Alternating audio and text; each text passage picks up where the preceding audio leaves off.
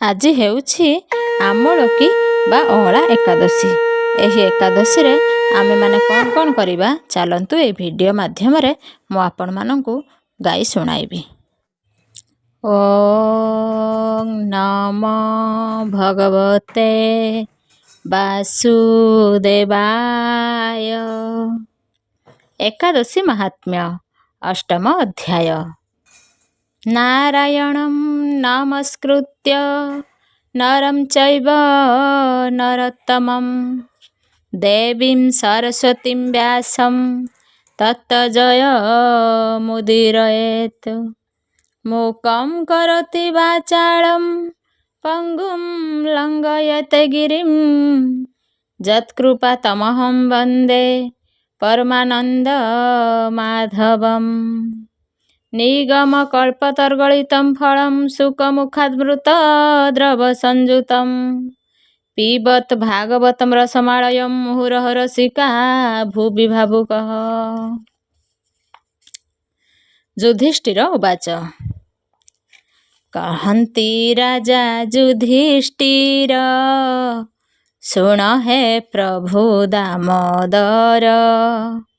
ମାସକୁ ମାସ ଦୁଇ ମିଶି ବିଷ୍ଣୁଙ୍କୁ ହେଲା ଚଉବିଂଶି। ଏକାଦଶୀ ମାନଙ୍କର ନକ୍ଷତ୍ର ଯୋଗ ସିଦ୍ଧ କର। ନକ୍ଷତ୍ର ଯୋଗ ଜନ୍ୟ ଭେଦ କହିବା ମତେ ହେ ଗୋବିନ୍ଦ। ଫାଲ୍ଗୁନ ଶୁକ୍ଳ ଏକାଦଶୀ ନାମ ମହିମା ବିଧି ମିଶି ପ୍ରକାଶ କରି ଦାମୋଦର ହେଉ ମୋ ମାନସ ସୁସ୍ଥିର। ଶ୍ରୀକୃଷ୍ଣ ଉବାଚ। କୃଷ୍ଣ କହନ୍ତି ଯୁଧିଷ୍ଠିର ପୃଷ୍ଠେ ପ୍ରଶ୍ନ ମାନ୍ଧାତାର। ବଶିଷ୍ଠ ଯାହା କହିଛନ୍ତି କହିବୁ ସମ୍ବାଦ ନୃପତି। ମାନ୍ଧାତା ଉବାଚ। ପ୍ରୟାସ ଏକାଦଶୀ ମାନେ ଶ୍ରବଣ ପୁଣ୍ୟ ଫଳ ଦାନେ। ନକ୍ଷତ୍ର ଯୋଗ ତାହାଙ୍କର ଯେ ନାମ ଯେ ପୁଣ୍ୟ ବ୍ୟବହାର। କହନ୍ତି ଅରୁନ୍ଧତୀ ପତି ଯେ ରୂପେ ହେବ ଚିତ୍ତ ତୃପ୍ତି। ଶୁକ୍ଳ ପକ୍ଷର ଏକାଦଶୀ ପୁନର୍ବସୁର ସଙ୍ଗେ ମିଶି ତା ନାମ ଜୟା ବୋଲି ଖ୍ୟାତ। ତିଥି ମାନଙ୍କେ ସେ ବିଖ୍ୟାତ ଦିଅଇ ଯଜ୍ଞ କର୍ମ ଫଳ ପାପରୁ କରଇ ଉଦ୍ଧାର। ଯେଥି ଉପବାସ କରେ ଦୁସ୍ତର ପାପକୁ ସେ ତରେ। ଶ୍ରାବଣ ଶୁକ୍ଳ ଦ୍ୱାଦଶୀରେ ଯେବେ ହୁଅଇ ସୁଭାଗ୍ୟରେ ସେ ଏକାଦଶୀ ହେ ମାନ୍ଧାତ ବିଜୟ ନାମରେ ବିଖ୍ୟାତ। ଏଥିରେ ସ୍ନାନ ତୀର୍ଥ ସ୍ଥାନ ଦାନ ସହସ୍ର ଗୁଣମାନ। ଦ୍ୱିଜ ଭୋଜନ ଯଜ୍ଞ ହୋମ ସହସ୍ର ପୁଣ୍ୟ ଫଳ କ୍ଷମ।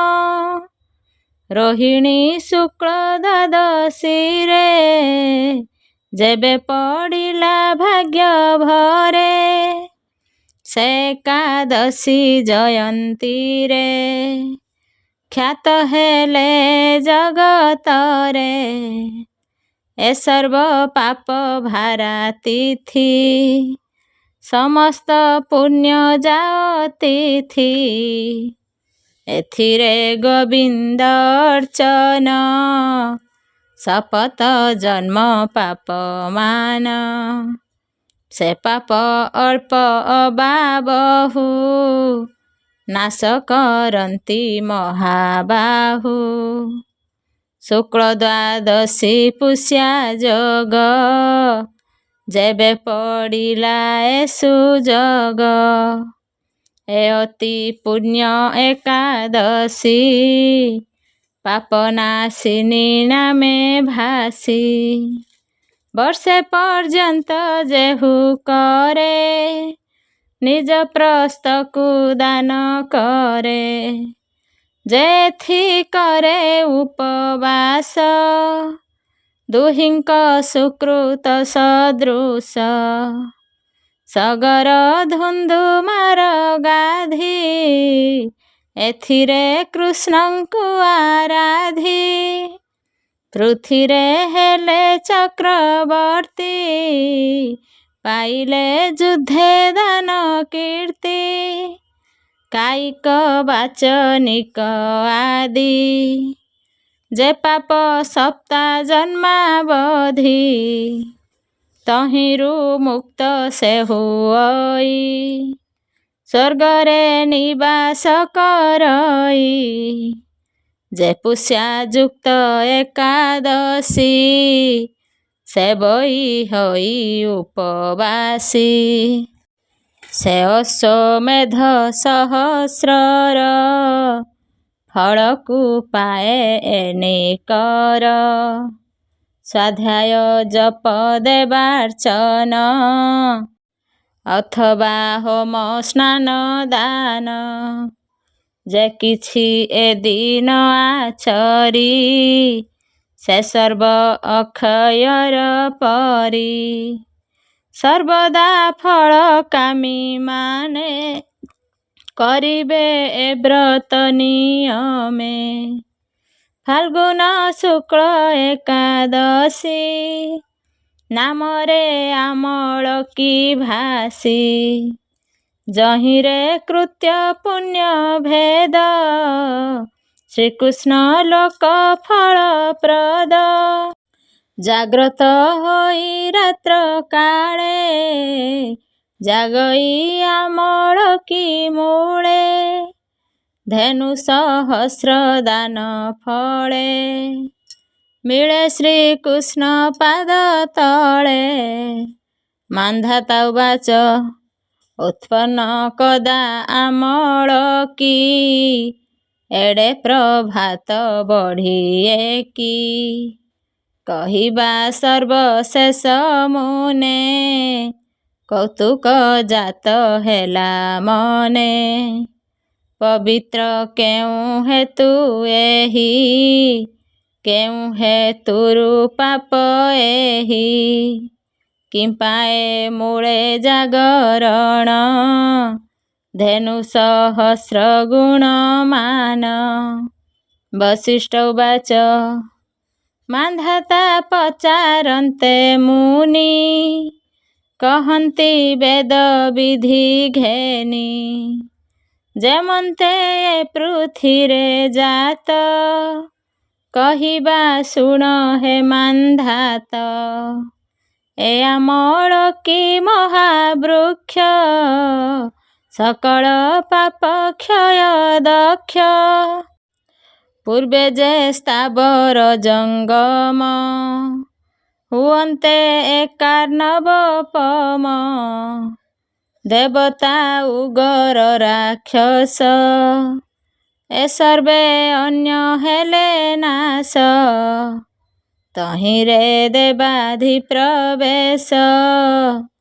करम आत्मा नित्य शेष गले परम ब्रह्म भेद अव्यय आपणार पद हुअन्ते प्रभु ब्रह्मगत मुखरु ब्रह्मा हेले जात स्टीबनु एक बिंदु जात से हेला भूमि निपतित जान हे धात्री महागुरु जन्मिला स्टीबन तन्मोरु शाखा प्रशाखा होई बढ़ी फलर भारे नई पड़ी जे वृक्ष मानंकर आदि कारण रूपे प्रतिपादे ब्रह्मा तहिंरु सृष्टि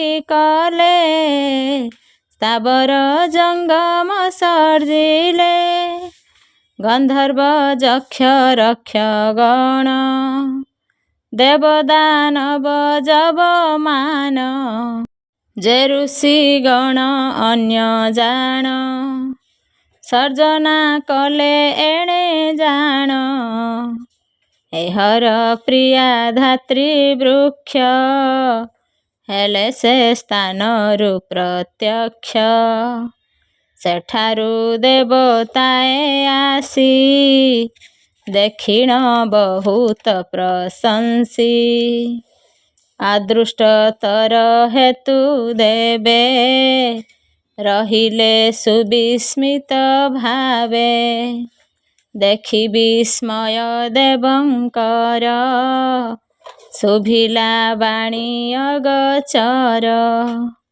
ए आमर कि नरोत्तम विष्णुଙ୍କ ଠାରୁ ଏ ଉତ୍ପନ୍ନ ଯାହାର ନାମକୁ ଶୁଣିଲେ ଗୋଦାନ ଦେବା ଫଳ ମିଳେ ଯାହାକୁ ଛୁଇଁଲେ ଦ୍ୱିଗୁଣ ଭଖିଲେ ଫଳ ତିନି ଗୁଣ ଜାଣ ହେ ଆମର କି ପୂଜା कर्तव्य जेणु ए विष्णु जा त्रिविध पातक नाशिनी सर्वसात्विक पुण्यदानी जहार मूले विष्णुदेव ऊर्ध्वे विधाते स्कंदे शिव शाखा मानंके मुनि माने प्रशाखे स्थित स्वर्ग जने जहार पुण्य देव जाने पुष्परे अछंती पवने फल मानंके प्रजापति तेणु ए देव मर्त्य धात्री जेणु ए पूज्यतम नरे विशेष वैष्णव जनरे ए रूपे अशरीरी बाणी शुणिए ऋषि माने भणी देवता बा देवजनी किए आपण कह ज्ञानी बागुबाच कहन्ति अशरीरी बाणी ऋषिमानंकु परिमाणी ए चतुर्दश भुवनर जे अर्ता कर्ता अधीनर अधीश्वर से सनातन विष्णु मोहि विस्मय देखि कहिलई शुणिए प्रिय कर बाणी साक्षात विष्णु करी जानी आनंदे ब्रह्मांकर पये स्तुति करणे व्यग्र होए ऋषिरुवाच देखि साक्षात ब्रह्म ज्योति करन्ति ऋषि माने स्तुति हे प्राणींकर आत्मा भूत आत्मा जे परमात्मा भूत हे नारायण हे अच्युत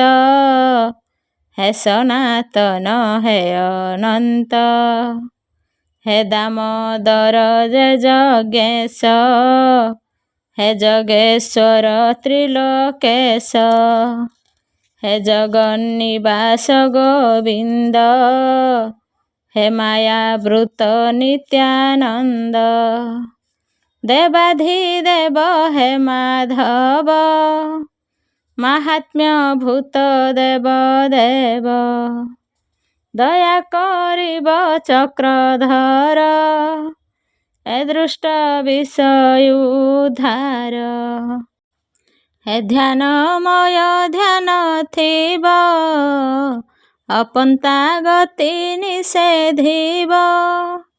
ସ୍ତୁତିରେ ହୋଇଣ ସନ୍ତୋଷ, କହନ୍ତି ପ୍ରଭୁ ଜଗଦୀଶ। ହେ ବ୍ରହ୍ମା ପୁତ୍ରେ ବର ମାଗ, ଯହିଁ ଉପୁଜି ଅଛି ରାଗ।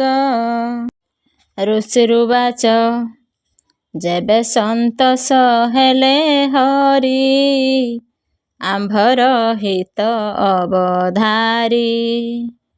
କହିବ କିଛି ବ୍ରତ କଥା, ଯେ ସ୍ୱର୍ଗ ମୋକ୍ଷ ଫଳଦାତା। ସେ ଧନ ଧାନ୍ୟ ପ୍ରଦ ଗୁଣ, ଆତ୍ମା ସନ୍ତୋଷ ପ୍ରଦ ପୁଣ୍ୟ। ଅଳ୍ପ ଆୟାସ ବହୁ ଫଳ, ବ୍ରତମାନଙ୍କେ ଯେଉ ଜଳ। ଯେଉଁ ବ୍ରତକୁ କରି ଲୋକେ, ପୂଜିବ ହେବେ ବିଷ୍ଣୁ ଲୋକେ। ବିଷ୍ଣୁ ବାଚ ଫାଲ୍ଗୁନ ଶୁକ୍ଳ ପକ୍ଷେ ଯେବେ, ଦ୍ୱାଦଶୀ ପୁଷ୍ୟା ଯୁକ୍ତ ହେବେ। ସେ ହେବ ମହାପୁଣ୍ୟଦାନୀ, ମହାପାତକ ବିନାଶିନୀ। ତହିଁରେ ବିଶେଷ ବିଧାନ, ଅଛି କହିବା ଋଷିଗଣ। ଆମଳ କିର ମୂଳ ଦେଶେ, ଜାଗର ଦେବା ଉପବାସେ। ସର୍ବ ପାପରୁ ମୁକ୍ତ ହୋଇ, ଧେନୁ ସହସ୍ର ଫଳ ପାଇ। ସେ ସୁନା ଚଉର ନ୍ୟାସ ହରି, ଯେ ବାପା ଷାଣ୍ଡ ଦୁରାଚାରୀ। ଯେ ପରଦାରଙ୍କ ଦୁଷ୍କୃତ, ତ୍ୟକ୍ତା ମର୍ଯ୍ୟାଦା ଯେ ପତିତ। ଯେ ଗୁରୁ ଦ୍ୱାର ପ୍ରଦର୍ଶକ, ଯେ ଅବା ସାଧୁଙ୍କ ଦୂଷକ। ଏମାନେ ଅନ୍ୟ ପାପୀ ଅବା, ଯେବେ ଏ ବ୍ରତ କରେ ସେବା। ସେ ମୂଢ଼ ମତି ପୁଣ୍ୟ ଦେହି, ନାନା ନରକୁ ଉଦ୍ଧରଇ। ଏ ବ୍ରତବତୀଙ୍କ ଉତ୍ତମ, ହେ ବିପ୍ର କହିଲେ ହେ ରାମ। ଏଥି ଅଚ୍ୟୁତ ପୂଜା ବିହି, ବିଷ୍ଣୁ ଲୋକରୁ ଚ୍ୟୁତ ନହି। ଋଷି ଉବାଚ ଏ ବ୍ରତ ମାହାତ୍ମ୍ୟକୁ ଶୁଣି, ଋଷିଏ ପଚାରନ୍ତି ବାଣୀ। କହ କି ବିଧିରେ ବ୍ରତ, କେଉଁ ବିଧିରେ ଏ ସମାପ୍ତ। କି ମନ୍ତ୍ର ଏଥି କି ସଂସାର, ଏ ପୂଜା କେଉଁ ଦେବତାର। କି ରୂପେ ଦାନ ବା ସ୍ନାନ, କି ଅବା ପୂଜାର ବିଧାନ। ଯଥା ତଥ୍ୟର ସ୍ନାନ ମନ୍ତ୍ର, କହିବା ଯେ ଅର୍ଚ୍ଚନା ମନ୍ତ୍ର। ବିଷ୍ଣୁ ବାଚ ଋଷିମାନଙ୍କ ପ୍ରଶ୍ନ ପାଇ, କହନ୍ତି ବିଧି ଲକ୍ଷ୍ମୀ ସାଇ। ଏକାଦଶୀରେ ନିରାହାରେ, ରହି ଭୁଞ୍ଜିବା ଦ୍ୱାଦଶୀରେ। ଏ ରୂପେ ସଂକଳ୍ପ ଆଚରି, ଯଥା ତତ୍ତ୍ୱରେ ସ୍ନାନ କରି। ପ୍ରଥମେ ମୂର୍ତ୍ତିକା ଲେପନ, କରି କରିବ ଶୁଦ୍ଧ ସ୍ଥାନ। ନଦୀରେ ଅବା ତଡ଼ାଗରେ, କୂପରେ ଅଥବା ଗୃହରେ। ନିୟତ ଶୁଚିମନ୍ତ ହେବ, ମୂର୍ତ୍ତିକା ମନ୍ତ୍ର ଉଚ୍ଚାରିବ। ହେ ଆମ୍ଭ ସବୁ ଜନ୍ତୁଙ୍କର, ତୁମେ ଜୀବନ ରକ୍ଷା କର। ସେଦ ଉଦ୍ଭିଦ ଜନ୍ତୁଙ୍କର ଜଗତିର ସମାନଙ୍କର ତାହାଙ୍କୁ ମୋର ନମସ୍କାର। ଯେସୁଚ ଅତି ଅସୁଚିର ତୁମ୍ଭରେ କରୁଅଛି ସ୍ନାନ ମୋତେ ହୋଇବ ସୁପ୍ରସନ୍ନ। ଦେବଖାତ ବା ପ୍ରସବଣ ନଦୀ ଗଙ୍ଗାଦି ତୀର୍ଥଗଣ ଏଥି ସ୍ନାନରେ ଯେଉଁ ଫଳ ମିଳିବ ହେବ ସୁନିଶ୍ଚଳ। ଏ ମନ୍ତ୍ର ବୋଲି କରି ସ୍ନାନ ବିଶୁଦ୍ଧ କରିବଟି ମନ। ଗୃହକୁ ଯାଇ ଜପ ହୋମ କରି ଯେ ଉପଚାର ମାନ ଘେନୋଇ ଆମଳ କି ଯିବ ସେ ସ୍ଥାନେ ସଂସ୍କାର କରିବ। ସ୍ଥାପିବ ପୂର୍ବ ମନ୍ତ୍ର କରି ଅବ୍ରଣ କୁମ୍ଭକୁ ବିଚାରି ଯେ ପଞ୍ଚରତ୍ନରେ ସಮೇତ ସୁଦ୍ରବ୍ୟ ଗନ୍ଧାଦି ବାସିତ ଛତ୍ରପାନଃ ଯୁଗ ଯୁକ୍ତ ସୁଶୀତଳ ଚନ୍ଦନ ଚର୍ଚ୍ଚିତ ଗ୍ରୀବାଲମ୍ବିତ ମାଳାବୃତ ଧାତ୍ରୀର ହେବ ସୁମନ୍ତ୍ରିତ।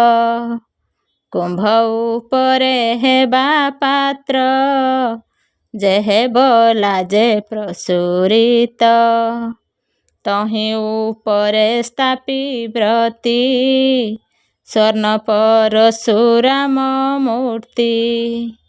ପ୍ରାଣ ପ୍ରତିଷ୍ଠା ବିଧି ସାରି ପୂଜା କରିବ ଯେ ବିଚାରି ଦେବାଧିଦେବାୟ ଉଚାରି ଭକ୍ତ ସଂଯୋଗ ମନ କରି ଶୁଭ୍ର ଫଳ ଯେ ଅର୍ଘ୍ୟ ଭରି ଦେବ ସେ ନମ ଅନ୍ତ କରି। ନମସ୍ତେ ଦେବ ଦେବ ଈଶ ନମସ୍ତେ ଯମଦଗ୍ନ ବେଶ ହେ ଦେବ ଏ ଅର୍ଘ୍ୟ ତୋୟ ଘେନନ୍ତୁ ଆମଳ କି ସହ। ମନ୍ତ୍ର ଉଚାରି ଅର୍ଘ୍ୟ ଦେବ ଯେ ରୂପେ ତୃପ୍ତି ହେବେ ଦେବ ଭକ୍ତିରେ ଚିତ୍ତ ଯୁକ୍ତ କରି ରାତ୍ରରେ ଜାଗର ଆଦରି ନିତ୍ୟ ବାଦିତ ଗୀତ ଯୋଡ଼ି କିବା ଶ୍ରୀ ଭାଗବତ ପଢ଼ି କିଏ ବା ଧର୍ମ ଜ୍ଞାନ କରି ନେବ ଏ ସୁଭଦ୍ରା ସର୍ବରି। ଆନନ୍ଦେ ବିଷ୍ଣୁ ନାମ ମାନ ଧରି କରିବ ପ୍ରଦକ୍ଷିଣ ଅଷ୍ଟବିଂଶତି ଅଷ୍ଟତର ସତନାମ ଆମଳ କିର। ପ୍ରାତରେ ହୋଇ ମହାମନା କରିବ ହରି ଆରାଧନା ବିପ୍ରଙ୍କୁ ଆସନେ ଉଭାରି ପଞ୍ଚପଚାରେ ପୂଜା କରି କରିବ ସବୁ ନିବେଦନ ଯେତହିଁ ଉପଚାର ମାନ।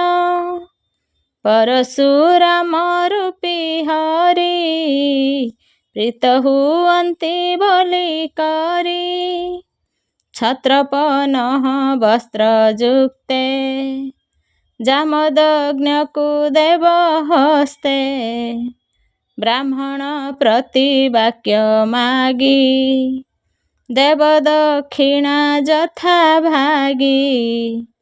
ଆମଳ କି ଛୁଇଁ ଜାଣି କରିବ ପ୍ରଦକ୍ଷିଣ ପୁଣି ସ୍ନାନ କରିଣ ବିଧାନରେ ପ୍ରବର୍ତ୍ତି ବିପ୍ର ଭଜନରେ ବନ୍ଧୁ କୁଟୁମ୍ବ ସଙ୍ଗେ ଘେନି ଭୁଞ୍ଜିବ ହବିଷ୍ୟ ନ ଜାଣି ଏ ରୂପେ ବିଧି ଜାଣି କରି ଯେ ଆମଳ କିଆ ଚରି ସେ ସର୍ବ ଯଜ୍ଞ ଦାନ କଲା ସକଳ ପୁଣ୍ୟକୁ ପାଇଲା ଏମନ୍ତ ଋଷିଙ୍କି ଯେ କହି ଅଦୃଶ୍ୟ ହେଲେ ଲକ୍ଷ୍ମୀ ସାଇଁ ଏ ସର୍ବବ୍ରତଙ୍କ ଉତ୍ତମ କହିଲେ ଯେ ଅବାନିୟମ ଏ ରୂପେ ଏ ବ୍ରତ ଆଚରି ଯାଇ ସର୍ବଦାନର ହରି ସାକ୍ଷାତ ବିଷ୍ଣୁ ଠାରୁ ଶୁଣି କଲେ ବ୍ରତ ସର୍ବମୁନି ସର୍ବପାତକ ପ୍ରମୋଚନ ଏ ବ୍ରତ ଦୁରାଧର୍ଷ ଜାଣ କର ଏ ବ୍ରତ ହେ ମାନ୍ଧାଚ କହନ୍ତି ଅରୁନ୍ଧତୀ କାନ୍ତ ଇତି ଶ୍ରୀ ବ୍ରହ୍ମାଣ୍ଡ ପୁରାଣେ ଫାଲ୍ଗୁନ ଶୁକ୍ଳାମଳକ୍ୟାଦଶୀ ମାହାତ୍ମ୍ୟ ନାମ ଅଷ୍ଟମ ଅଧ୍ୟାୟ। ବର୍ତ୍ତମାନ ଆମଳକୀ ଏକାଦଶୀର ପଦ୍ୟ ଶେଷ ହୋଇଛି। ମୁଁ ଆପଣମାନଙ୍କୁ ସେହି ପଦ୍ୟକୁ ଗଦ୍ୟ ରୂପରେ ବୁଝାଇ କହିବି। ଚାଲନ୍ତୁ ଶୁଣିବା। ଆମଳକୀ ବା ଅଁଳା ଏକାଦଶୀ।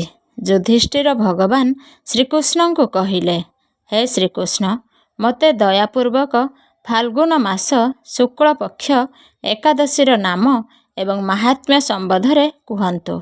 ଭଗବାନ ଶ୍ରୀକୃଷ୍ଣ କହିଲେ, ମହାଭାଗ ଧର୍ମନନ୍ଦନ, ଫାଲ୍ଗୁନ ମାସ ଶୁକ୍ଳପକ୍ଷ ଏକାଦଶୀର ନାମ ଆମଳକୀ। ଏହି ପବିତ୍ର ବ୍ରତ ବିଷ୍ଣୁ ଲୋକ ପ୍ରାପ୍ତି କରାଏ।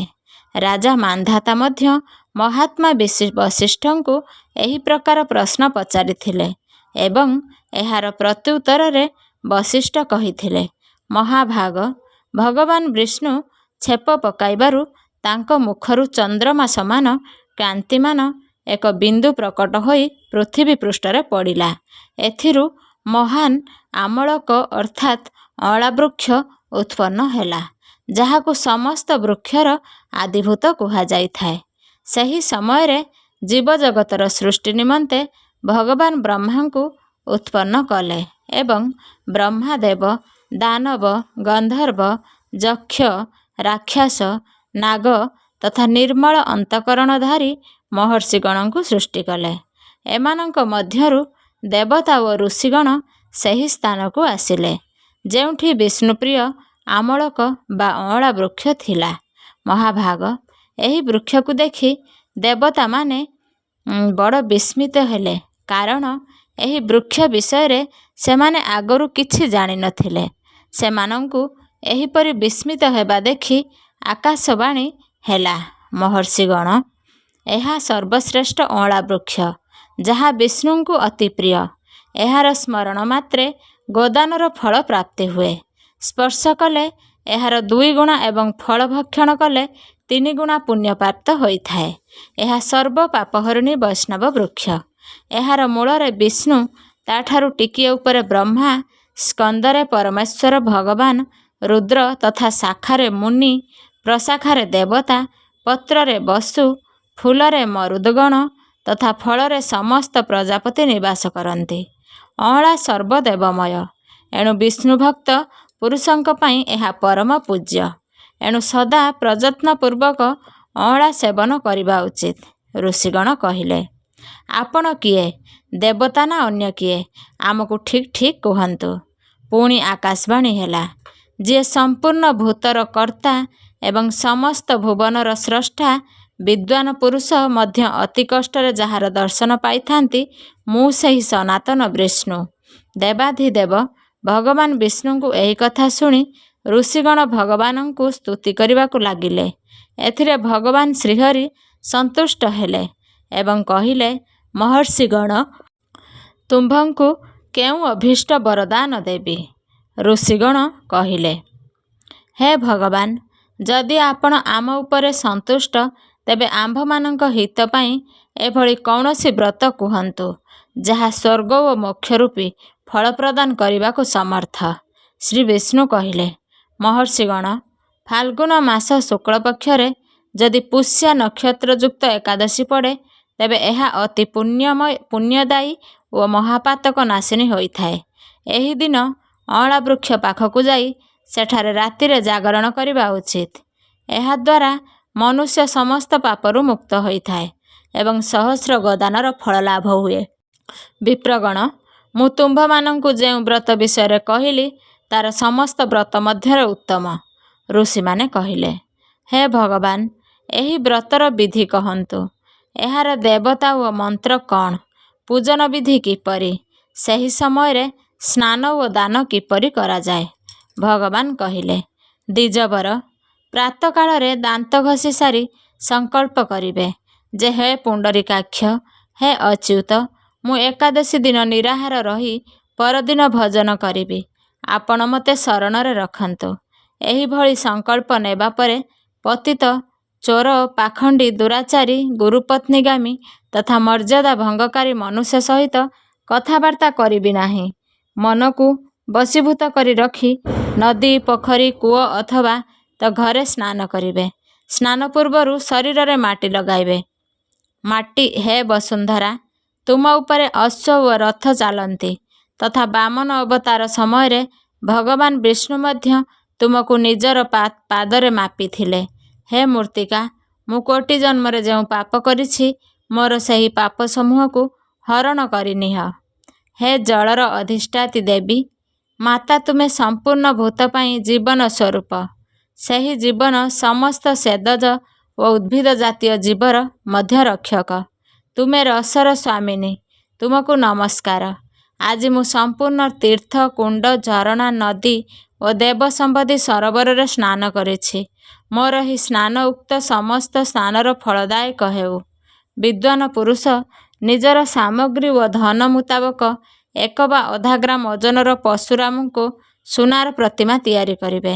ସ୍ନାନ ପରେ ଘରକୁ ଆସି ପୂଜା ଓ ହୋମ କରିବେ। ଏହାପରେ ସମସ୍ତ ପ୍ରକାର ସାମଗ୍ରୀ ନେଇ ଅଁଳା ବୃକ୍ଷ ପାଖକୁ ଯିବେ। ସେଠାରେ ବୃକ୍ଷର ଚାରିପାଖକୁ ଝାଡ଼ୁ ମାରି ଲିପାପୋଛା କରି ଶୁଦ୍ଧ କରିବେ। ସେହି ଶୁଦ୍ଧ ଭୂମି ଉପରେ ମନ୍ତ୍ରପାଠ ପୂର୍ବକ ଜଳପୂର୍ଣ୍ଣ ନୂଆ କଳସ ସ୍ଥାପନା କରିବେ। କଳସରେ ପଞ୍ଚରତ୍ନ ଏବଂ ଦିବ୍ୟଗନ୍ଧ ଆଦି ସିଞ୍ଚନ କରିବେ। ଶ୍ଵେତ ଚନ୍ଦନରେ ତାକୁ ଲେପନ କରିବେ। ତା କଣ୍ଠରେ ଫୁଲମାଳା ପିନ୍ଧାଇବେ। ସମସ୍ତ ପ୍ରକାର ଧୂପ ଝୁଣାର ସୁଗନ୍ଧରେ ସୁଗନ୍ଧିତ କରିବେ। ଜଳୁଥିବା ଦୀପଗୁଡ଼ିକ ଧାଡ଼ିରେ ସଜେଇ ରଖିବେ। ଏହାର ତାତ୍ପର୍ଯ୍ୟ ହେଉଛି ସବୁ ଦିଗକୁ ଯେପରି ସୁନ୍ଦର ଓ ମନୋହର ବାତାବରଣ ସୃଷ୍ଟି ହେବ। ପୂଜା ନିମନ୍ତେ ନୂଆ ଛତା, ଜୋତା ଓ ବସ୍ତ୍ର ମଧ୍ୟ ମଗାଇ ରଖିବେ। କଳସ ଉପରେ ଗୋଟିଏ ପାତ୍ର ରଖି ସେଥିରେ ଉତ୍ତମ ଚାଉଳ ଭରିଦେବ। ପୁଣି ତା ଉପରେ ପରଶୁରାମଙ୍କର ସୁବର୍ଣ୍ଣ ମୂର୍ତ୍ତି ସ୍ଥାପନ କରିବ। ବିଶ୍ୱକାୟ ନମ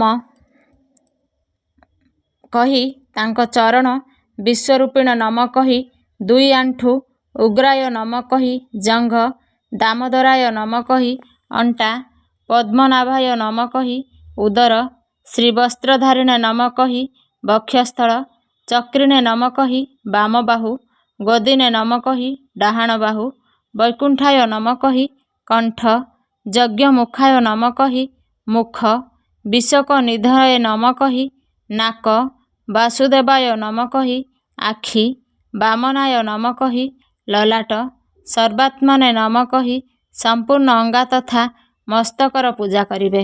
ଏହା ହିଁ ପୂଜାର ମନ୍ତ୍ର। ତାପରେ ଭକ୍ତିଯୁକ୍ତ ଚିତ୍ତରେ ଶୁଦ୍ଧ ଫଳ ଦ୍ୱାରା ଦେବାଧିଦେବ ପରଶୁରାମଙ୍କୁ ଅର୍ଘ୍ୟ ପ୍ରଦାନ କରିବେ। ଅର୍ଘ୍ୟ ପ୍ରଦାନ କରିବାର ମନ୍ତ୍ର, ନମସ୍ତେ ଦେବଦେବେଶ ଜାମଦଗ୍ନ୍ୟ ନମସ୍ତୁତେ ଗୃହାଣାଘ୍ୟମିମଂ ଦତ୍ତମାମଲୋକ୍ୟା ଯୂତମହରେ। ହେ ଦେବଦେବେଶ୍ୱର, ଯମଦଗ୍ନି ନନ୍ଦନ, ଶ୍ରୀ ବିଷ୍ଣୁ ସ୍ୱରୂପ ପରଶୁରାମ, ଆପଣଙ୍କୁ ନମସ୍କାର ନମସ୍କାର। ଅଁଳା ଫଳ ସହିତ ପ୍ରଦାନ କରାହୋଇଥିବା ମୋର ଏହି ଅର୍ଘ୍ୟ ସ୍ୱୀକାର କରନ୍ତୁ। ତାପରେ ଭକ୍ତିପୂତ ଚିତ୍ତରେ ଜାଗରଣ କରିବେ। ନୃତ୍ୟ, ସଙ୍ଗୀତ, ବାଦ୍ୟ, ଧାର୍ମିକ ଉପାଖ୍ୟାନ ତଥା ଶ୍ରୀବିଷ୍ଣୁ ସମ୍ବନ୍ଧୀୟ କଥାବାର୍ତ୍ତା ଦ୍ୱାରାରେ ସେ ରାତିଟି ବିତାଇବେ। ଏହାପରେ ଭଗବାନ ବିଷ୍ଣୁଙ୍କ ନାମ ନେଇ ଅଁଳା ଗଛକୁ 108 ଅଥବା 28 ଥର ପରିକ୍ରମା କରିବେ। ତାପରେ ସକାଳ ହେଲେ ଶ୍ରୀହରିଙ୍କର ଆରତି କରିବେ। ବ୍ରାହ୍ମଣଙ୍କୁ ପୂଜା କରି ସେଠାରେ ଥିବା ସମସ୍ତ ସାମଗ୍ରୀ ତାଙ୍କୁ ନିବେଦିତ କରିବେ। ପରଶୁରାମଙ୍କ କଳସ, 2ଟି ବସ୍ତ୍ର, ଜୋତା ଆଦି ସମସ୍ତ ବସ୍ତୁ ଦାନ କରିଦେବେ ଏବଂ ଏପରି ଭାବନା କରିବେ ଯେ ପରଶୁରାମଙ୍କ ସ୍ୱରୂପରେ ଭଗବାନ ବିଷ୍ଣୁ ମୋ ଉପରେ ପ୍ରସନ୍ନ ହୁଅନ୍ତୁ। ତାପରେ ଅଁଳା ଗଛକୁ ସ୍ପର୍ଶ କରି ତାର ଚତୁଃପାର୍ଶ୍ୱରେ ପ୍ରଦକ୍ଷିଣା କରିବେ ଏବଂ ସ୍ନାନ କରିବା ପରେ ବିଧିପୂର୍ବକ ବ୍ରାହ୍ମଣଙ୍କୁ ଭୋଜନ କରାଇବେ। ତାପରେ କୁଟୁମ୍ବୀ ଜନଙ୍କ ସାଥିରେ ବସି ସ୍ୱୟଂ ମଧ୍ୟ ଭୋଜନ କରିବେ। ସମ୍ପୂର୍ଣ୍ଣ ତୀର୍ଥ ସେବନରୁ ଯେଉଁ ଫଳ ପ୍ରାପ୍ତ ହୁଏ ତଥା ସମସ୍ତ ପ୍ରକାର ଦାନ ଦେବା ଦ୍ୱାରା ଯେଉଁ ଫଳ ଲାଭ ହୁଏ ସେସବୁ ଉପରୋକ୍ତ ବିଧି ପାଳନ କରିବା ଦ୍ୱାରା ସୁଲଭ ହୋଇଥାଏ। ସମସ୍ତ ଯଜ୍ଞ ଅପେକ୍ଷା ଅଧିକ ଫଳ ମଧ୍ୟ ମିଳିଥାଏ। ଏଥିରେ ତିଳେ ମାତ୍ର ସନ୍ଦେହ ନାହିଁ। ଏହି ବ୍ରତ ସବୁ ବ୍ରତ ମଧ୍ୟରେ ଉତ୍ତମ। ଋଷି ବଶିଷ୍ଠ କହିଲେ, ମହାରାଜ, ଏତିକି କହି ଦେବେଶ୍ୱର ଭଗବାନ ବିଷ୍ଣୁ ସେଠାରେ ଅନ୍ତର୍ଧ୍ୟାନ ହୋଇଗଲେ। ତାପରେ ଏହି ସମସ୍ତ ମହର୍ଷିଗଣ ଭକ୍ତ ଉକ୍ତ ବ୍ରତ ବିଧିପୂର୍ବକ ପାଳନ କଲେ। ନୃପଶ୍ରେଷ୍ଠ, ସେହିପରି ତୁମେ ମଧ୍ୟ ଏହି ବ୍ରତର ଅନୁଷ୍ଠାନ କରିବା ଉଚିତ। ଭଗବାନ ଶ୍ରୀକୃଷ୍ଣ କହିଲେ, ଯୁଧିଷ୍ଠିର, ଏହି ଅଜେୟ ବ୍ରତ ମନୁଷ୍ୟକୁ ସବୁ ପାପରୁ ମୁକ୍ତ କରିଥାଏ। ମାନବ ଜୀବନର ମୁଖ୍ୟ ଉଦ୍ଦେଶ୍ୟ ପରମାତ୍ମା ପ୍ରାପ୍ତି। ଶାରୀରିକ ସ୍ୱାସ୍ଥ୍ୟ, ମନୋବଳ ଓ ବୁଦ୍ଧିର ସାତ୍ତ୍ୱିକତା, ଏହି ତିନୋଟିରେ ସମ୍ପୂର୍ଣ୍ଣ ମନୁଷ୍ୟ ହିଁ ଭୋଗ ଓ ମୋକ୍ଷ ପାଇଥାଏ। ଏହା ସହିତ ବିବେକପୂର୍ବକ କରାଯାଉଥିବା ଏକାଦଶୀ ଆଦି ବ୍ରତ ଉପବାସର ଅତ୍ୟନ୍ତ ମହତ୍ତ୍ୱପୂର୍ଣ୍ଣ ଭୂମିକା ରହିଛି। ମନୁଷ୍ୟର ସର୍ବାଙ୍ଗୀନ ଉନ୍ନତିର ସୂତ୍ର ଏଥିରେ ନିହିତ ଅଛି। ଏକାଦଶୀର ଉତ୍ପତ୍ତି ପ୍ରସଙ୍ଗ ଯେତିକି ରୋମାଞ୍ଚକର, ଏହାର ମହିମା ବର୍ଣ୍ଣିତ ହୋଇଥିବା କଥା ପ୍ରସଙ୍ଗ ସମୂହ ମଧ୍ୟ ସେତିକି ମନୋରମ। ଏକାଦଶୀ ବ୍ରତର ଉଭୟ ପକ୍ଷର ଶାସ୍ତ୍ରୀୟ ବିବେଚନା ତଥା ଏହି ବିଷୟରେ ପୂଜ୍ୟଶ୍ରୀଙ୍କ ଅମୃତ ବଚନର ସଂକଳନକୁ ଏହି ପୁସ୍ତକ ମାଧ୍ୟମରେ ଆପଣଙ୍କ କରକମଳରେ ପହଞ୍ଚାଇବାରେ ସୌଭାଗ୍ୟ ସମିତିକୁ ପ୍ରାପ୍ତ ହୋଇଛି। ସେବା କରିବାର ଏହି ସୌଭାଗ୍ୟ ଲାଭ ହୋଇଥିବାରୁ ହାର୍ଦ୍ଦିକ ପ୍ରସନ୍ନତା ହେଉଛି। ହେ ଅଚ୍ୟୁତ, ହେ ଅନନ୍ତ, ହେ ଗୋବିନ୍ଦ, ଏହି ନାମଚରଣ ରୂପୀ ଔଷଧି ଦ୍ୱାରା ସମସ୍ତ ରୋଗ ନଷ୍ଟ ହୋଇଯାଏ। ଏହା ମୁଁ ସତ୍ୟ କହୁଛି, ସତ୍ୟ କହୁଛି। ଏକାଦଶୀ ରାତିରେ ଶ୍ରୀହରିଙ୍କ ପାଖରେ ଜାଗରଣର ମାହାତ୍ମ୍ୟ। ସର୍ବଧର୍ମର ଜ୍ଞାତା, ବେଦ ଓ ଶାସ୍ତ୍ରର ଅର୍ଥଜ୍ଞାନରେ ପାରଙ୍ଗମ, ସମସ୍ତଙ୍କ ହୃଦୟରେ ରମଣ କରୁଥିବା ଶ୍ରୀ ବିଷ୍ଣୁଙ୍କ ତତ୍ତ୍ୱକୁ ଜାଣିଥିବା ତଥା ଭଗବତ ପରାୟଣ ପ୍ରହ୍ଲାଦ ସୁଖପୂର୍ବକ ବସିଥିବା ସମୟରେ ତାଙ୍କ ପାଖକୁ ସ୍ୱଧର୍ମ ପାଳନ କରୁଥିବା ମହର୍ଷିଗଣ କିଛି ପଚାରିବାକୁ ଆସିଲେ। ମହର୍ଷିଗଣ କହିଲେ, ପ୍ରହ୍ଲାଦ, ଆପଣ ଏପରି ଏକ ସାଧନ କହନ୍ତୁ ଯେଉଁଥିରେ ଜ୍ଞାନ, ଧ୍ୟାନ ଓ ଇନ୍ଦ୍ରିୟ ନିଗ୍ରହ ବିନା ମଧ୍ୟ ଅନାୟାସରେ ଭଗବାନ ବିଷ୍ଣୁଙ୍କ ପରମ ପଦ ପ୍ରାପ୍ତ ହୁଏ। ସେମାନେ ଏପରି ପଚାରିବାର ସମ୍ପୂର୍ଣ୍ଣ ଜଗତର ହିତ ନିମନ୍ତେ ସଦା ଉଦ୍ୟତ ରହୁଥିବା ବିଷ୍ଣୁ ଭକ୍ତ ମହାଭାଗ ପ୍ରହ୍ଲାଦ ସଂକ୍ଷେପରେ ଏହି ପ୍ରକାର କହିଲେ, ମହର୍ଷିଗଣ, ଯାହା 18 ଖଣ୍ଡ ପୁରାଣର ସାରାଂଶ ଠାରୁ ମଧ୍ୟ ସାରତତ୍ତ୍ୱ, ଯାହା କାର୍ତ୍ତିକ ପଚାରିବା ପରେ ଭଗବାନ ଶଙ୍କର ତାଙ୍କୁ କହିଥିଲେ, ତାହା ବର୍ଣ୍ଣନା କରୁଛି ଶୁଣନ୍ତୁ। ମହାଦେବ କାର୍ତ୍ତିକଙ୍କୁ କହିଲେ, ଯିଏ କଳିଯୁଗରେ ଏକାଦଶୀ ରାତିରେ ଉଜାଗର ରହି ବୈଷ୍ଣବ ଶାସ୍ତ୍ର ପାଠ କରେ, ତାର କୋଟି କୋଟି ଜନ୍ମର ସଞ୍ଚିତ 4 ପ୍ରକାର ପାପ ନଷ୍ଟ ହୋଇଯାଏ।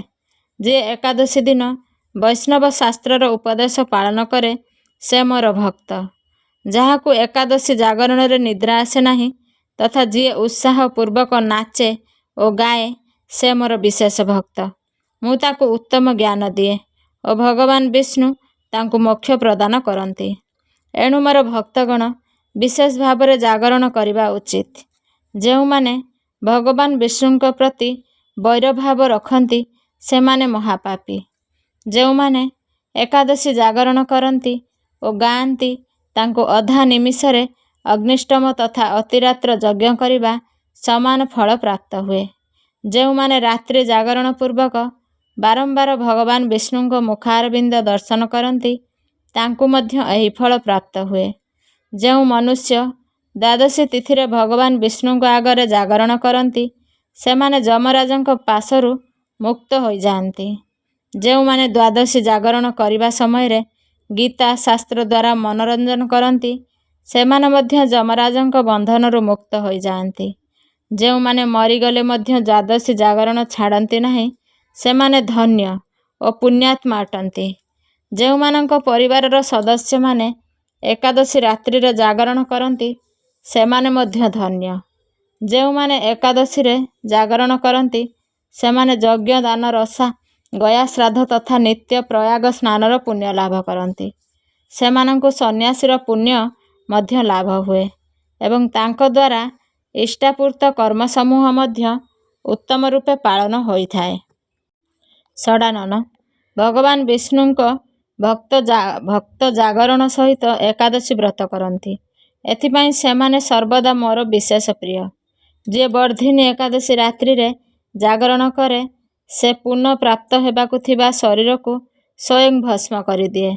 ଯିଏ ତ୍ରିସ୍ପୃଶା ଏକାଦଶୀ ରାତ୍ରିରେ ଜାଗରଣ କରେ ସେ ଭଗବାନ ବିଷ୍ଣୁଙ୍କ ସ୍ୱରୂପରେ ଲୀନ ହୋଇଯାଏ। ଯିଏ ହରିବୋଧିନୀ ଏକାଦଶୀ ରାତ୍ରିରେ ଜାଗରଣ କରେ ତାର ସ୍ଥୂଳ ସୂକ୍ଷ୍ମ ସମସ୍ତ ପାପ ନଷ୍ଟ ହୋଇଯାଏ। ଯିଏ ଦ୍ୱାଦଶୀ ରାତ୍ରିରେ ଜାଗରଣ ତଥା ତାଳସ୍ୱର ସହିତ ସଙ୍ଗୀତର ଆୟୋଜନ କରେ ତାକୁ ମହାନ ପୁଣ୍ୟ ପ୍ରାପ୍ତ ହୋଇଥାଏ। ଯିଏ ଏକାଦଶୀ ଦିନ ଋଷିମାନଙ୍କ ଦ୍ୱାରା ରଚିତ ଦିବ୍ୟ ସ୍ତୋତ୍ର ଋଗ୍ବେଦ ଯଜୁର୍ବେଦ ତଥା ସାମବେଦର ବୈଷ୍ଣବ ମନ୍ତ୍ର ବୈଦିକ ମନ୍ତ୍ର ସଂସ୍କୃତ ଓ ପ୍ରାକୃତରେ ଅନ୍ୟ ସ୍ତୋତ୍ର ଦ୍ୱାରା ଏବଂ ଗୀତ ବାଦ୍ୟ ଆଦି ଦ୍ୱାରା ଭଗବାନ ବିଷ୍ଣୁଙ୍କୁ ସନ୍ତୁଷ୍ଟ କରେ ତାକୁ ଭଗବାନ ବିଷ୍ଣୁ ମଧ୍ୟ ପରମାନନ୍ଦ ପ୍ରଦାନ କରନ୍ତି। ଯିଏ ଏକାଦଶୀ ରାତିରେ ଭଗବାନ ବିଷ୍ଣୁଙ୍କ ଆଗରେ ବୈଷ୍ଣବ ଭକ୍ତମାନଙ୍କ ନିକଟରେ ଗୀତା ଓ ବିଷ୍ଣୁ ସହସ୍ରନାମ ପାଠ କରନ୍ତି ସେ ସେହି ପରମ ଧାମକୁ ଯାତ୍ରା କରନ୍ତି ଯେଉଁଠି ସାକ୍ଷାତ ଭଗବାନ ନାରାୟଣ ବିରାଜମାନ ଅଛନ୍ତି। ପୁଣ୍ୟମୟ ଭାଗବତ ତଥା ସ୍କନ୍ଦ ପୁରାଣ ଭଗବାନ ବିଷ୍ଣୁଙ୍କର ଅତି ପ୍ରିୟ। ମଥୁରା ଏବଂ ବ୍ରଜରେ ଭଗବାନ ବିଷ୍ଣୁଙ୍କ ବାଳ ଚରିତ୍ରରେ ଯେଉଁ ବର୍ଣ୍ଣନା କରାଯାଇଛି ତାକୁ ଯିଏ ଏକାଦଶୀ ରାତିରେ ଭଗବାନ କେଶବଙ୍କ ପୂଜା ସାରି ପାଠ କରେ ତାର କେତେ ପୁଣ୍ୟ ଲାଭ ହୁଏ ଏହା ମୁଁ ମଧ୍ୟ ଜାଣେ ନାହିଁ। ହୁଏତ ଭଗବାନ ବିଷ୍ଣୁ ଜାଣିଥାଇପାରନ୍ତି। ପୁତ୍ର ଭଗବାନଙ୍କ ନିକଟରେ ଗୀତ ନୃତ୍ୟ ତଥା ସ୍ତୋତ୍ରପାଠ ଆଦିରୁ ଯେଉଁ ଫଳ ଲାଭ ହୁଏ ତାହା କଳିଯୁଗରେ ଶ୍ରୀହରିଙ୍କ ନିକଟରେ ଜାଗରଣ କରିବା ସମୟରେ ବିଷ୍ଣୁ ସହସ୍ର ନାମ ଗୀତା ତଥା ଶ୍ରୀମଦ୍ ଭାଗବତ ପାଠ କଲେ ସହସ୍ର ଗୁଣ ହୋଇ ମିଳିଥାଏ। ଯିଏ ଶ୍ରୀହରିଙ୍କ ପାଖରେ ଜାଗରଣ କରିବା ସମୟରେ ରାତିରେ ଦୀପ ଜଳାଏ ତାର ପୁଣ୍ୟ 100 କଳ୍ପରେ ମଧ୍ୟ ନଷ୍ଟ ହୁଏ ନାହିଁ। ଯିଏ ଜାଗରଣ କାଳରେ ମଞ୍ଜରୀ ସହିତ ତୁଳସୀ ଦଳରେ ଭକ୍ତିପୂର୍ବକ ଶ୍ରୀହରିଙ୍କ ପୂଜା କରେ ତାର ପୁଣ୍ୟ ଏହି ସଂସାରରେ ଜନ୍ମ ହୁଏ ନାହିଁ। ସ୍ନାନ ଚନ୍ଦନ ଲେପ ଧୂପ ଦୀପ ନୈବେଦ୍ୟ ଓ ତାମ୍ବୁଳ ଏହିସବୁ ଜାଗରଣ କାଳରେ ଭଗବାନଙ୍କୁ ସମର୍ପିତ କରାଗଲେ ଅକ୍ଷୟ ପୁଣ୍ୟ ଲାଭ ହୋଇଥାଏ। କାର୍ତ୍ତିକେୟ ଯେଉଁ ଭକ୍ତ ମୋର ଧ୍ୟାନ କରିବାକୁ ଚାହେଁ ସେ ଏକାଦଶୀ ରାତ୍ରିରେ ଶ୍ରୀହରିଙ୍କ ପାଖରେ ଭକ୍ତିପୂର୍ବକ ଉଜାଗର ରହିବା ବିଧେୟ। ଏକାଦଶୀ ଦିନ ଯେଉଁ ଲୋକ ଜାଗରଣ କରନ୍ତି ତାଙ୍କ ଶରୀରରେ ଇନ୍ଦ୍ର ଆଦି ଦେବତା ବାସ କରନ୍ତି। ଯିଏ ଜାଗରଣ କାଳରେ ମହାଭାରତ ପାଠ କରେ ସେ ସେହି ପରମଧାମକୁ ଯାଏ ଯେଉଁଠାରୁ ସନ୍ନ୍ୟାସୀ ମହାତ୍ମାମାନେ ଯାଇଥାନ୍ତି। ଯିଏ ସେହି ସମୟରେ ଶ୍ରୀରାମଚନ୍ଦ୍ରଙ୍କର ଚରିତ୍ର ଦଶକଣ୍ଠ ବଧ ପାଠ କରନ୍ତି ସେମାନେ ଯୋଗବେତ୍ତାଙ୍କ ଗତି ପ୍ରାପ୍ତ ହୁଅନ୍ତି। ଯେଉଁମାନେ ଶ୍ରୀହରିଙ୍କ ପାଖରେ ଜାଗରଣ କରନ୍ତି ସେମାନେ 4 ବେଦର ସ୍ୱାଧ୍ୟାୟ ଦେବତାଙ୍କ ପୂଜା ଯଜ୍ଞାନୁଷ୍ଠାନ ତଥା ସମସ୍ତ ତୀର୍ଥରେ ସ୍ନାନ କରିଥାନ୍ତି। ଶ୍ରୀକୃଷ୍ଣଙ୍କ ଠାରୁ ବଡ଼ କୌଣସି ଦେବତା ନାହାନ୍ତି କି ଏକାଦଶୀ ବ୍ରତ ସଦୃଶ୍ୟ ଅନ୍ୟ କୌଣସି ବ୍ରତ ନାହିଁ। ଯେଉଁଠି ଭାଗବତ ଶାସ୍ତ୍ର ଅଛି ଯେଉଁଠି ଭଗବାନ ବିଷ୍ଣୁଙ୍କ ନିମନ୍ତେ ଜାଗରଣ କରାଯାଏ ଓ ଯେଉଁଠି ଶାଳଗ୍ରାମ ଶିଳା ଅବସ୍ଥିତ ସେଠାରେ ସାକ୍ଷାତ ଭଗବାନ ବିଷ୍ଣୁ ଉପସ୍ଥିତ ଥାଆନ୍ତି। ଏକାଦଶୀ ବ୍ରତବିଧି ଦଶମୀ ରାତ୍ରିରେ ପୂର୍ଣ୍ଣ ବ୍ରହ୍ମଚର୍ଯ୍ୟ ପାଳନ କରନ୍ତୁ ତଥା ଭୋଗ ବିଳାସରୁ ମଧ୍ୟ ଦୂରେଇ ରୁହନ୍ତୁ। ଏକାଦଶୀ ଦିନ ପ୍ରାତଃକାଳରେ ଦାନ୍ତକାଠି ଅଥବା ପେଷ୍ଟର ଉପଯୋଗ କରନ୍ତୁ ନାହିଁ। ଲେମ୍ବୁ ଜାମୁ ଅଥବା ଆମ୍ବ ପତ୍ର ଚୋବାଇ ଆଙ୍ଗୁଠିରେ କଣ୍ଠକୁ ଶୁଦ୍ଧ କରିନିଅନ୍ତୁ। ଗଛରୁ ପତ୍ର ଛିଣ୍ଡାଇବା ମଧ୍ୟ ବର୍ଜିତ। ଏଣୁ ଆପେ ଝଡ଼ି ପଡ଼ିଥିବା ପତ୍ର ସେବନ କରନ୍ତୁ। ଯଦି ଏହା ସମ୍ଭବ ନ ହୁଏ ତେବେ କେବଳ ପାଣିରେ 12 ଥର କୁଳି କରି ପକାନ୍ତୁ। ପୁଣି ସ୍ନାନାଦି ନିତ୍ୟକର୍ମ ସାରି ମନ୍ଦିରକୁ ଯାଇ ଗୀତା ପାଠ କରନ୍ତୁ ଅଥବା ପୁରୋହିତ ଆଦିଙ୍କ ଠାରୁ ଶ୍ରବଣ କରନ୍ତୁ। ପ୍ରଭୁଙ୍କ ସମ୍ମୁଖରେ ଏଭଳି ପ୍ରତିଜ୍ଞା କରିବା ଉଚିତ ଯେ ଆଜି ମୁଁ ଚୋର, ପାଖଣ୍ଡୀ ଓ ଦୁରାଚାରୀ ମନୁଷ୍ୟଙ୍କ ସଙ୍ଗରେ କଥାବାର୍ତ୍ତା ହେବି ନାହିଁ କି କାହାରିକୁ ଦୁଃଖ ଦେବି ନାହିଁ। ଗୋ ବ୍ରାହ୍ମଣ ଆଦିଙ୍କୁ ଫଳାହାର ଓ ଅନାଦି ଦେଇ ପ୍ରସନ୍ନ କରିବି। ରାତିରେ ଜାଗରଣ କରି କୀର୍ତ୍ତନ କରିବି। ଓଂ ନମୋ ଭାଗବତେ ବାସୁଦେବାୟ ଏହି 12 ଅକ୍ଷର ବିଶିଷ୍ଟ ମନ୍ତ୍ର ଅଥବା ଗୁରୁ ମନ୍ତ୍ର ଜପ କରିବି। ରାମକୃଷ୍ଣ ନାରାୟଣ ଇତ୍ୟାଦି ବିଷ୍ଣୁ ସହସ୍ର ନାମକୁ କଣ୍ଠର ଭୂଷଣ କରିବି। ଏହିପରି ପ୍ରତିଜ୍ଞା କରି ଶ୍ରୀ ବିଷ୍ଣୁ ଭଗବାନଙ୍କୁ ସ୍ମରଣ ପୂର୍ବକ ପ୍ରାର୍ଥନା କରନ୍ତୁ ଯେ ହେ ତ୍ରିଲୋକପତି, ମୋ ମାନ ମହତ ଆପଣଙ୍କ ହାତରେ। ଏଣୁ ମୋତେ ଏହି ପ୍ରତିଜ୍ଞା ପୂରା କରିବାକୁ ଶକ୍ତି ପ୍ରଦାନ କରନ୍ତୁ। ମୌନ ଜପ, ଶାସ୍ତ୍ର ପଠନ, କୀର୍ତ୍ତନ, ରାତ୍ରି ଜାଗରଣ ଏକାଦଶୀ ବ୍ରତରେ ବିଶେଷ ଲାଭଦାୟକ ହୋଇଥାଏ। ଏକାଦଶୀ ଦିନ ଅଶୁଦ୍ଧ ଦ୍ରବ୍ୟରେ ତିଆରି ହୋଇଥିବା ପେୟ ପଦାର୍ଥ ପାନ କରନ୍ତୁ ନାହିଁ। ଥଣ୍ଡା ପେୟ, ଏସିଡ୍ ଆଦି ମିଶ୍ରିତ ଡବାବନ୍ଦ ଫଳରସକୁ ମଧ୍ୟ ପିଅନ୍ତୁ ନାହିଁ। 2 ଥର ଭୋଜନ କରନ୍ତୁ ନାହିଁ। ଆଇସ୍କ୍ରିମ୍ ଆଦି ଜିନିଷ ଖାଆନ୍ତୁ ନାହିଁ। ଫଳ କିମ୍ବା ଘରେ ତିଆରି ଫଳରସ ଅଥବା ଅଳ୍ପ କ୍ଷୀର କିମ୍ବା ଜଳ ପିଇ ରହିବା ବିଶେଷ ଲାଭଦାୟକ। ବ୍ରତର ଏହି 3 ଦିନରେ କଂସା ବାସନ, ମାଂସ, ପିଆଜ, ରସୁଣ, ମସୁର ଡାଲି, ଚଣା, ଖୁଦ, ଶାଗ, ମହୁ, ତେଲ ଓ ଅଧିକ ଜଳ ସେବନ କରନ୍ତୁ ନାହିଁ। ବ୍ରତର ପୂର୍ବ ଅର୍ଥାତ୍ ଦଶମୀ ଓ ପରଦିନ ଅର୍ଥାତ୍ ଦ୍ୱାଦଶୀର ହବିଷ୍ୟାନ୍ନ ଓ ଗଘୃତ ଥରେ ମାତ୍ର ଭୋଜନ କରନ୍ତୁ। ଯବ, ଗହମ, ମୁଗ, ସୈନ୍ଧବ ଲୁଣ, ଗୋଲମରିଚ, ମିଠା ଜିନିଷ, ଗୁଡ଼, ଚିନି ଇତ୍ୟାଦି ଓ ଗଘୃତ ଥରେ ମାତ୍ର ଭୋଜନ କରନ୍ତୁ। ଫଳାହାରୀ କୋବି, ଗାଜର, ଶାଲଗମ, ପାଳଙ୍ଗ, କୁଲ୍ଫା, ଶାଗ ଇତ୍ୟାଦି ସେବନ କରିବା ଅନୁଚିତ। ଆମ୍ବ, ଅଙ୍ଗୁର, କଦଳୀ, ବାଦାମ, ପିସ୍ତା ଇତ୍ୟାଦି ଅମୃତ ଫଳ ସେବନ କରିବା ଉଚିତ। ଜୁଆ, ନିଦ୍ରା, ପାନ, ପରନିନ୍ଦା, ଚୁଗୁଲି, ଚୋରି, ହିଂସା, ମୈଥୁନ, କ୍ରୋଧ ତଥା ମିଥ୍ୟା କପଟାଦି ଅନ୍ୟ କୁକର୍ମରୁ ନିତାନ୍ତ ଦୂରେଇ ରହିବା ଉଚିତ। ବଳଦ ପିଠିରେ ବସନ୍ତୁ ନାହିଁ। ଭୁଲବଶତଃ କୌଣସି ନିନ୍ଦୁକ ସଙ୍ଗରେ କଥା ହୋଇଗଲେ ଏହି ଦୋଷକୁ ଦୂର କରିବା ପାଇଁ ଭଗବାନ ସୂର୍ଯ୍ୟଙ୍କୁ ଦର୍ଶନ ତଥା ଧୂପ ଦୀପରେ ଶ୍ରୀହରିଙ୍କ ପୂଜା କରି କ୍ଷମା ମାଗି ନେବା ଉଚିତ। ଏକାଦଶୀ ଦିନ ଘରେ ଝାଡ଼ୁ କରନ୍ତୁ ନାହିଁ। ଏଥିରେ ପିମ୍ପୁଡ଼ି ଆଦି ସୂକ୍ଷ୍ମ ଜୀବର ମୃତ୍ୟୁ ଭୟ ରହେ। ଏହି ଦିନ ବାଳ କାଟନ୍ତୁ ନାହିଁ। ମଧୁର ବଚନ କହନ୍ତୁ, କମ୍ କହନ୍ତୁ। ଅଧିକ କହିବା ଦ୍ୱାରା ନ କହିବା ଭଳି ବଚନ ମଧ୍ୟ ପାଟିରୁ ବାହାରିଯାଏ। ସତ୍ୟ ଭାଷଣ କହିବା ଉଚିତ। ଏହି ଦିନ ଯଥାଶକ୍ତି ଅନ୍ନଦାନ କରନ୍ତୁ, କିନ୍ତୁ ନିଜେ ଅନ୍ୟ କାହା ଦ୍ୱାରା ଦିଆ ହୋଇଥିବା ଅନ୍ନ କଦାପି ଗ୍ରହଣ କରନ୍ତୁ ନାହିଁ। ପ୍ରତ୍ୟେକ ବସ୍ତୁ ପ୍ରଭୁଙ୍କୁ ଭୋଗ ଲଗେଇ ତଥା ତହିଁରେ ତୁଳସୀ ପତ୍ର ପକାଇ ଗ୍ରହଣ କରିବା ଉଚିତ। ଏକାଦଶୀ ଦିନ କୌଣସି ସମ୍ପର୍କୀୟଙ୍କ ମୃତ୍ୟୁ ହୋଇଗଲେ ଏହି ଦିନ ବ୍ରତ କରି ଏହାର ଫଳ ସଂକଳ୍ପ କରି ମୃତକଙ୍କୁ ଦେବା ଉଚିତ ଓ ଗଙ୍ଗାରେ ପୁଷ୍ପ ପ୍ରବାହିତ କରିବା ପରେ ମଧ୍ୟ ଏକାଦଶୀ ବ୍ରତ ପାଳନ କରି ବ୍ରତ ଫଳ ପ୍ରାଣୀଙ୍କ ନିମିତ୍ତ ଦାନ କରିବା ଉଚିତ। ପ୍ରାଣୀ ମାତ୍ରେ ଅନ୍ତର୍ଯ୍ୟାମୀଙ୍କ ଅବତାର ଭାବି କାହାରି ସହିତ ଛଳ କପଟ କରିବା ଅନୁଚିତ। ନିଜର ଅପମାନ କରୁଥିବା ଅଥବା କଟୁ ବଚନ କହୁଥିବା ଲୋକ ଉପରେ ଭୁଲ ମଧ୍ୟ କ୍ରୋଧ କରିବା ଅନୁଚିତ। ସନ୍ତୋଷର ଫଳ ସବୁବେଳେ ମଧୁର। ମନରେ ସର୍ବଦା ଦୟା ରଖିବା ଉଚିତ। ଏହି ବିଧିରେ ବ୍ରତ କରୁଥିବା ମନୁଷ୍ୟକୁ ଉତ୍ତମ ଫଳ ପ୍ରାପ୍ତ ହୋଇଥାଏ। ଦ୍ୱାଦଶୀ ଦିନ ବ୍ରାହ୍ମଣଙ୍କୁ ମିଷ୍ଟାନ୍ନ ଦକ୍ଷିଣା ଆଦି ଦ୍ୱାରା ପ୍ରସନ୍ନ କରି ସେମାନଙ୍କୁ ପରିକ୍ରମା କରିନେବା ଉଚିତ। ବ୍ରତ ସମାପ୍ତ କରିବାର ବିଧି। ଦ୍ୱାଦଶୀ ଦିନ ସେବା ପୂଜା ଜାଗାରେ ବସି 7ଟି ଭଜା ଚଣାକୁ 14 ଖଣ୍ଡ କରି ନିଜର ମୁଣ୍ଡ ପଛପଟକୁ ଫିଙ୍ଗିବା ଉଚିତ। ମୋର 7 ଜନ୍ମର ଶାରୀରିକ, ବାଚିକ ଓ ମାନସିକ ପାପ ନଷ୍ଟ ହୋଇଗଲା, ଏହା ଭାବନା କରି 7 ଆଞ୍ଜୁଳା ଜଳ ପିଇ 7ଟି ଚଣା ଦାନା ଖାଇ ବ୍ରତ ସମାପ୍ତ କରିବା ଉଚିତ।